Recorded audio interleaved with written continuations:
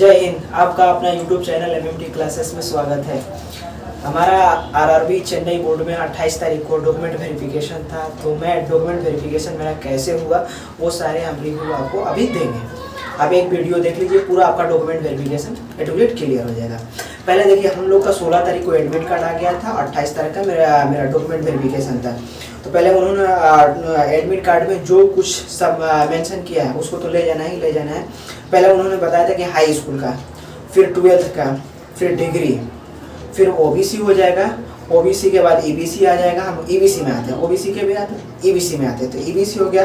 फिर अल्पसंख्यक में जैसे जैन हुआ, मुस्लिम हुआ, ईसाई हुआ, ये सब अल्पसंख्यक में आता है। एक अल्पसंख्यक का बनवा के ले जाना है।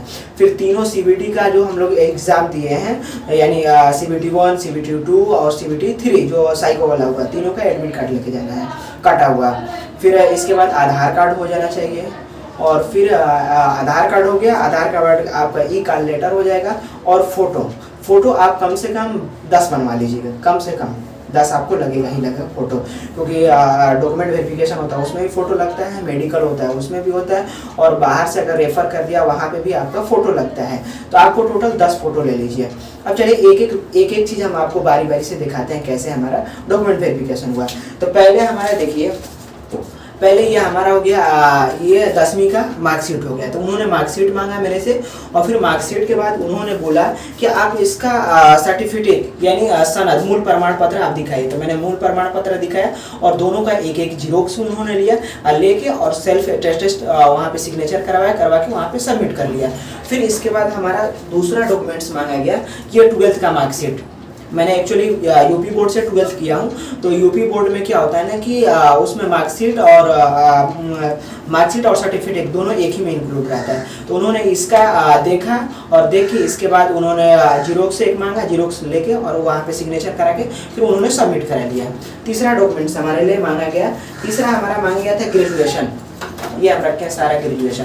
अब ग्रेजुएशन में एक मेरे को प्रॉब्लम क्या थी कि हमारे पास मूल प्रमाण पत्र यानी सनद हमारा ग्रेजुएशन में नहीं था। तो मैं जल्दी में मैंने क्या किया, ये हमारा प्रोविजनल, देखिए ये आपको दिखता होगा, ये हमारा प्रोविजनल है।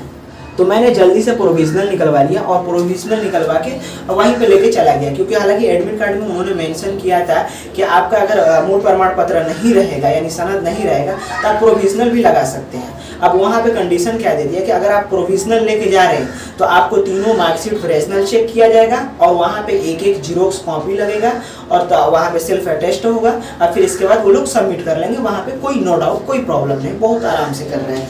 तो देखिए ये हमारा प्रोविजनल हो गया ग्रेजुएशन का, और फिर इसके बाद ये 3rd ईयर का मार्कशीट हो गया, और फिर इसके बाद ये 2nd ईयर का मार्कशीट उन्होंने मांगा था, तो 2nd ईयर का मैंने दे दिया, और ये 1st ईयर का उन्होंने मांगा था, तो मैंने 1st ईयर का अपना मार्कशीट दे दिया, और सबका एक एक जीरोक्स उन्होंने लिया और सबमिट करा के रख लिया, सेल्फ टेस्ट कर लिया।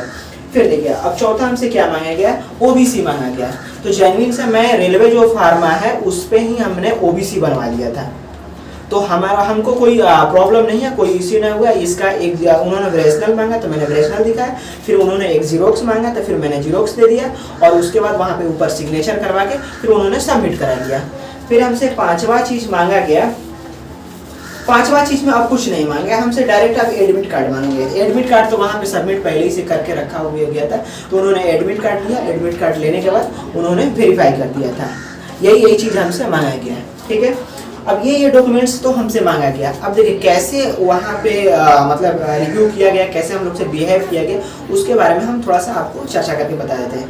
पहले हम लोग एडमिट कार्ड लिए, लाइन में लगे वहाँ पे आरआरबी चेन्नई बोर्ड में, उन्होंने एंट्री करवाया। करवाने के बाद जिसका जो रैंक आ रहा है उसके हिसाब से रोल नंबर उन्होंने लिख के वहाँ पे सबका पहले से फाइल करके तैयार करके लिखा हुआ है, नाम मेंशन किया हुआ है। हमारा 266 नंबर रोल नंबर था, तो उन्होंने 266, हालांकि 260 से स्टार्ट था और 266 था, तो उन्होंने सीरियल वाइज से नाम बोला गया और लाइन से अंदर लिया गया। फिर वहाँ से एक टेबल चेयर रखा हुआ था, और उस पर सब लोग को लाइन से बैठाया गया। बैठाने के बाद अब हुआ क्या कि फिर नाम उन्होंने जो टीसीएस वाले, जो वहाँ पे तीनों सीबीटी वाले टीसीएस वाले पहले ही से बैठे हुए थे, तो वहाँ से वो लोग नाम पुकारते थे, जिसका जो नाम था उसके नाम से पुकारते थे। तो हम लोग टीसीएस वाले के पास गए। वहाँ पे जाने के बाद आपका फिंगरप्रिंट्स, तीनों जगह फिंगरप्रिंट्स लगा। इसके बाद वो वेरीफाई करके कंप्लीट करके वहाँ पे जो एडमिट कार्ड था उस पर वेरीफाई का मोहर मार के फिर उन्होंने दे दिया कि आप डन है, तीनों TCS पेपर में आप ही बैठे थे। वहाँ तक वो कंप्लीट हो गए। फिर इसके बाद हम लोग चेयर पे आके बैठ गए। फिर इसके बाद एक फॉर्म हम लोग को स्टार्टिंग में एक फॉर्म मिल गया था। तो फॉर्म पे क्या दिया था, नाम हम सब सबमिट करना था, रजिस्ट्रेशन नंबर, रोल नंबर, यही सब लिखना था, कुछ खास नहीं था। और उसमें वो लोग बताते भी थे, अगर जिसको प्रॉब्लम हो कुछ भी तो वो वहाँ पे बताते थे, आप वहाँ उनसे पूछ के आप लिख लीजिएगा। और फिर इसके बाद जो फॉर्म फिलअप कर लिया गया और फिर इसके बाद TCS सबमिट करवा लिया, फिंगरप्रिंट्स लगवा के हम लोग बैठ गए। अब बैठने के बाद फिर एक और अलग अधिकारी बैठे थे, उन्होंने फिर नाम लेकर सबको पुकारते थे।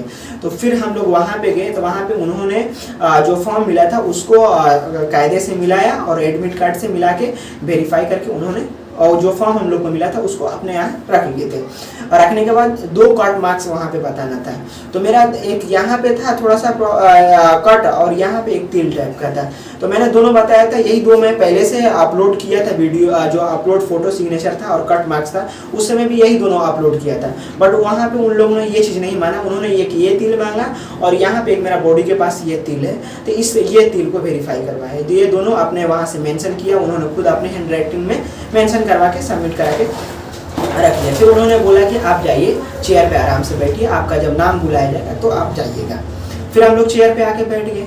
फिर इसके बाद जो मेडिकल फीस होता है उसके लिए हम लोग को नाम बुलाया गया। तो फिर वहाँ पे गए तो उन्होंने 24 रुपया हम लोग से मेडिकल फीस जमा करवाया। वहाँ पे 2 फोटो लगा, दोनों फोटो वहाँ पे चिपका के और फिर इसके बाद बोला गया कि आप जाइए चेयर पर बैठिए और फिर आपको नाम बुलाया जाएगा तो आप फिर जाइएगा। इसके बाद फिर हमारा नाम फिर बुलाया गया। जब नाम जो अधिकारी थे जो मेन मार्कशीट चेक कर रहे थे वहाँ पे हमको बुलाया गया। तो वहाँ पे जब मैं गया तो वही जो मैं आपको स्टार्टिंग में जो मार्कशीट दिखाया था वही उन्होंने लोग ने चेक किया और मिलाया, फिर इसके बाद सबमिट करके डन करके रख लिया। बहुत आराम से स्मूथली उन्होंने चेक किया और बहुत प्यार से बोलते थे। कोई भी दिक्कत होता था तो वो लोग बोलते थे नहीं आराम से बेटा, कोई बात नहीं, आराम से सबमिट करो। फिर उन्होंने सबमिट करके रख लिया। रखने के बाद अब फिर बोला गया कि आप जाइए चेयर पर बैठिए, आपका जब नाम बुलाया जाएगा तो आप अपना लेटर लेके जाइएगा। तो फिर हम लोग बैठ गए। फिर इसके बाद जो मेडिकल के लिए हम लोग भेजा जा रहा था तो उन्होंने एक लिफाफा, आपको डिस्प्ले पे आप दिखेगा एक लिफाफा उन्होंने मेडिकल के लिए हम लोग को दिया था। तो हम जब चेयर पर बैठ गए फिर हमारा दूसरे जगह कंप्यूटर वाले भैया हमको नाम बुलाए। तो फिर मैं वहाँ पे गया तो उन्होंने मेडिकल का एक लिफाफा हमें दिया और उन्होंने बताया कि तुम्हारा तिरुवनंतपुरम चेन्नई इग्मोर में हम लोग का डॉक्यूमेंट वेरिफिकेशन हुआ। उसके बाद उन्होंने कहा कि तिरुवनंतपुरम में आपका डॉक्यूमेंट मेडिकल हुआ और यहाँ से 917 किलोमीटर दूरी था। फिर हम लोग ने वहाँ से उन्होंने बताया कि आप ऐसा टेंशन ना लो, ट्रेन पकड़ लो, यहाँ से 3:20 के सेंट्रल से ट्रेन है और ट्रेन पकड़ना, वहाँ पे आप चले जाना, वहाँ पे जाइएगा तो आपका मेडिकल। तो उन्होंने लिफाफा दिया, हम लोग ने ट्रेन पकड़ा और फिर इसके बाद हम लोग चले गए। अब वहाँ पे जाने के बाद हम लोग का 1 दिन के अंदर मेडिकल हो गया। तो मेडिकल के लिए मैं अलग से एक वीडियो बना दूंगा। और इसमें एक चीज़ था EBC वहाँ पे कोई डिमांड नहीं किया जा रहा है। जिसके पास जो EBC जो कैंडिडेट EBC सिलेक्ट कर लिए हैं तो ऐसा आप करिए कि EBC अगर आपसे बन जा रहा है, अगर RO अधिकारी आपका चाहे तहसीलदार अगर सिग्नेचर कर रहा है रेलवे फार्मा का तो ठीक है, अगर नहीं कर रहा ना तो भी आप टेंशन लेने की कोई ज़रूरत है। एक वकील से बोलिए एफिडेविट बनाने के लिए। एफिडेविट में उसने क्या मेंशन करेगा, लिखेगा यही कि हमने फॉर्म उसमें आपका शपथकर्ता के नाम से लिखेगा कि मेरा नाम महमूद अंसारी है, मेरा पिता का नाम यूनुस अंसारी है और मदर्स नाम ये है, मैं यहाँ का रहने वाला हूँ, यहाँ का निवासी हूँ और मैं जब फॉर्म भरते समय मैं OBC में आता हूँ, गलती से मेरा EBC सेलेक्ट हो गया, कृपया एग्जामिनर क्षमा प्रार्थी चाहता है। ऐसे करके उन्होंने वो मेंशन कर देंगे। इसके बाद आपका टेंशन खत्म हो जाएगा। वो मोहर मारो के आपको दे देंगे, आप लेके जाइएगा। हालांकि वहाँ पे कोई डिमांड नहीं किया जा रहा है कि EBC आप ला के जमा करिए, मगर अपने बचने के लिए या अपने हिफाजत के लिए हम लोग का बोर्ड में तो मांगा नहीं गया, हो सके आपके बोर्ड में मांग दे, तो इसकी वजह से आप EBC बनवा लीजिएगा। और मैं EBC के लिए एक स्पेशल वीडियो बना दूंगा कैसे बनाया गया। मेरे पास दोनों EBC अवेलेबल है, एक एफिडेविट भी मैंने बनवा के रखा और रेलवे फार्मा का दिया था वो भी हम लोग उस पर भी बनवा के रखे। तो ऐसे हम लोग का टोटल डॉक्यूमेंट वेरिफिकेशन हो गया। और एक चीज़ और मैं बता दूं कि स्पेलिंग मिस्टेक, तो मेरा भी यही चीज़ था। मेरा 12th वाले में क्या था ना कि महमूद नाम है तो MAHMOOD ऐसे हो गया, ये बीच में छूट गया था। और 10वीं वाले में क्या था ना कि ये हमारा एक एक्स्ट्रा है।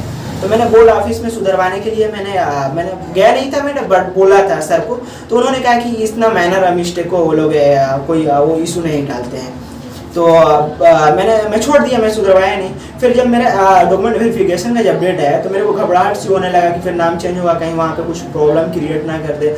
तो फिर मैंने इसके लिए मैं वीडियो निकाल के देखा, तो उसमें अच्छा डीबी में भी लिखा हुआ था एडमिट कार्ड में कि अगर आपका कोई भी इशू है तो आप एक एफिडेविट बनवा लीजिए। तो मैंने क्या किया कि मैंने बताया कि नहीं, मेरा एक वकील साहब से मैंने मिला और उनको बताया कि मेरा 12th में नाम महमूद अंसारी है और 10th में भी महमूद अंसारी है, 10th में एक एक्स्ट्रा है। तो उन्होंने दोनों नाम लिख कर और बता दिया कि नहीं, इंटरमीडिएट में ये नाम है और 10th में ये नाम है, ये दोनों आदमी एक ही इंसान है, इनको ये दोनों नाम से प्रचलित हैं। वो करके वेरीफाई करके जज से करवा के दे देंगे। तो आप वहाँ पे जाइएगा तो आपसे वहाँ पे सबमिट कराएंगे, क्योंकि मेरा भी वही चीज़ हुआ है। 10th और 12th वाला जब मिलाने लगे सर, तो उन्होंने देखा तो कहा कि अरे महमूद तुम्हारा ये एक मिस्टेक है। तो मैंने मैं बोला सॉरी सर, मेरे पास एफिडेविट है। तो क्या डन डन डन। तो फिर उन्होंने बोला कि निकालो एफिडेविट। तो मैंने एफिडेविट निकाला और उनको दे दिया, वो एक्सेप्ट कर लिए, करके वो जमा कर दिए। तो आपका क्लियरली हमारा पूरा डीबी कंप्लीट हो गया। ऐसे ऐसे हमारा डीबी हुआ था और टेंशन लेने की किसी को ज़रूरत नहीं है। आप वहाँ पे आप एग्ज़ाम हॉल में पहुँचिए, वहाँ डीबी कंडक्ट करिए और आपको बहुत आराम से स्मूथली वहाँ पे कर रहे हैं, कोई टेंशन लेने की ज़रूरत नहीं है। फिर चलते हैं ओके। और फिर आप मेडिकल के लिए मैं एक वीडियो बना दे रहा हूँ और ओबीसी के लिए अलग एक वीडियो बना दूंगा, ईबीसी के लिए अलग वीडियो बना दूंगा। आप देख के कहीं आपको दिक्कत ना, अगर कोई भी डाउट में आपको प्रॉब्लम हो तो आप कमेंट सेक्शन में आप हमें बताइएगा, फिर मैं उसके लिए मैं अलग से वीडियो बना दूंगा या फिर मैं आप नंबर दे दीजिएगा तो मैं कॉल करके आपको डिटेल्स बता दूँगा। ओके, चलते हैं। जय हिंद।